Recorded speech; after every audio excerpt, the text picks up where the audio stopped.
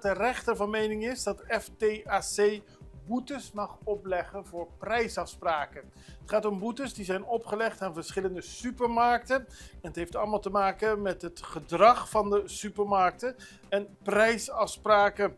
Het gaat om een boete van bijna 450.000 gulden aan Mangousa Supermarket, Arco Iris 36.000 en 2 leidinggevenden kregen persoonlijke boetes van 25.000 gulden. Volgens de rechter is namelijk een rechtszaak tegen de boetes aangegeven, maar de rechter zegt dat FTSC dit mag opleggen omdat ze haar werk goed moet blijven doen en overtredingen zoals kartelvorming moet tegenhouden. En het FTSC is de Fair Trade Authority van Curaçao. De boetes die zijn opgelegd in de levensmiddelensector zijn hoog, maar ze kunnen nog hoger, zo bleek tijdens de rechtszaak. Er kunnen namelijk boetes tot 1 miljoen gulden of 1% van de omzet van een onderneming worden opgelegd.